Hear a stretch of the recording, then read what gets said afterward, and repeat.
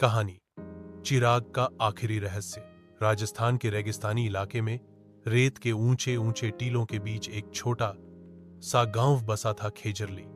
गांव के चारों ओर मीलों तक सिर्फ रेत, कांटे और कभी कभार बबूल के पेड़। इस गांव में रहती थी एक 17 साल की लड़की, नैना। नैना अपने गांव की और लड़कियों से अलग थी। जहां बाकी लड़कियां घर के कामों में व्यस्त रहती, नैना को पुराने खंडहरों में घूमना, मिट्टी से खुदाई करना और कहानियां सुनना बेहद पसंद था। उसका मानना था कि रेत में दबे पत्थरों, टूटी मूर्तियों और पुराने मटकों के पास कोई ना कोई किस्सा जरूर छुपा होता है। पहली घटना, चिराग की खोज। एक दिन गर्मी की दोपहर में नैना पानी लेने गांव के बाहर के एक पुराने कुएं की तरफ गई। यह कुआं अब सूख चुका था और गांव वाले इसे भूत वाला कुआं कहते थे, क्योंकि कहते हैं कि रात में इसमें से अजीब अजीब आवाजें आती थीं। जिज्ञासा के मारे नैना कुएं के किनारे बैठ गई और नीचे झोंकने लगी। तभी उसकी नजर कुएं की दीवार में फांसी एक चमकती चीज पर पड़ी। उसने एक लंबी लकड़ी ली, उसे फांसाकर बाहर निकाला। वो एक पुराना पीतल का चिराग था, जिस पर अजीब सी उभरी हुई आकृतियां बनी थीं। किसी ने तलवार पकड़ी हुई थी, किसी ने सांप जैसा प्राणी। चिराग धूल और मकड़ी के जाल से भरा था, पर उसमें एक अजीब सी ठंडी चमक थी। नैना ने धीरे से अपने दुपट्टे से उसे रगड़ना शुरू किया। अचानक धप, नीले रंग का घना धुआं चिराग से निकलने लगा। हवा भारी हो गई और कुएं के चारों ओर की रेत में कंपन होने लगा।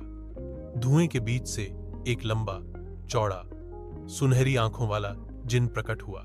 उसने गरजती हुई आवाज में कहा, मैं जरकान हूं, इस चिराग का रक्षक।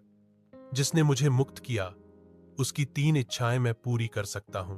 नैना का दिल जोर से धड़कने लगा, लेकिन उसने डर दिखाने के बजाय कहा, अगर ये सच है तो मेरी पहली इच्छा है, मेरे गांव में पानी की कभी कमी न हो। जिन ने अपनी हथेली उठाई, उसमें नीली बिजली सी चमकी और गांव के बाहर एक मीठे पानी का झरना फूट पड़ा। दूसरी घटना, गांव में बदलाव। अगले ही दिन से गांव में हलचल मच गई। लोग सोच भी नहीं सकते थे कि रेगिस्तान में अचानक पानी का झरना कैसे निकल आया। नैना ने किसी को जिन के बारे में नहीं बताया। कुछ हफ्तों बाद उसने अपनी दूसरी इच्छा मांगी, मेरे गांव में एक बड़ी पाठशाला हो ताकि हर बच्चा पढ़ सके। पल भर में गांव के बीचों बीच नीले पत्थरों से बनी सुंदर नक्काशी वाली एक इमारत खड़ी हो गई। गांव के लोग अब नैना को अलग नजर से देखने लगे, लेकिन साथ ही ईर्ष्या भी पैदा हुई। सरपंच के बेटे को शक होने लगा कि नैना के पास कोई बड़ा रहस्य है। तीसरी घटना, आखिरी इच्छा का मोड़। एक रात जब आधा गांव सो रहा था, सरपंच का बेटा नैना के पीछे पीछे गया और उसे कुएं के पास जिनसे बात करते देख लिया। उसने यह बात अपने पिता को बताई और लालच से भरे सरपंच ने योजना बनाई, अगर वो चिराग हमारे हाथ लग गया तो जिन हमारी हर इच्छा पूरी करेगा। अगली सुबह कुछ लोगों ने नैना के घर पर धावा बोल दिया और चिराग छीन लिया। खतरनाक मोड़, सरपंच ने चिराग को रगड़ा और जरकान प्रकट हुआ, लेकिन इस बार जिनकी आंखों में गुस्सा था। उसने कहा, तुमने मुझे लालच के लिए बुलाया है, पर मेरी शक्ति सिर्फ उसे मिलती है जो दिल से निस्वार्थ हो। सरपंच ने धमकी दी, अगर तूने हमारी इच्छाएं पूरी नहीं की तो मैं तुझे टुकड़े टुकड़े कर दूंगा।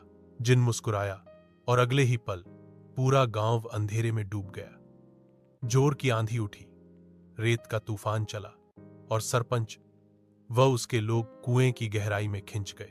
नैना डरते डरते बोली, जरकान प्लीज उन्हें छोड़ दो। जिन ने कहा, तुम्हारी आखिरी इच्छा?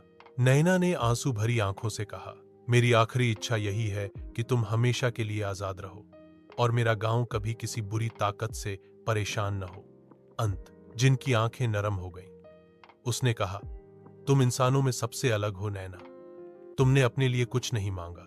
उसने अपनी हथेली से आसमान की ओर इशारा किया और एक सुनहरी रोशनी गांव पर छा गई। सरपंच और उसके लोग सुरक्षित बाहर आ गए, लेकिन वे सब कुछ भूल चुके थे। चिराग हवा में घुल गया और जिन ने इंसानी रूप लेकर गांव में रहना शुरू कर दिया, एक अजनबी के रूप में जो हमेशा मदद करता था। आज भी कहते हैं, खेजरली गांव में हर संकट के समय एक लंबा सुनहरी आंखों वाला आदमी न जाने कहां से आकर मदद कर जाता है।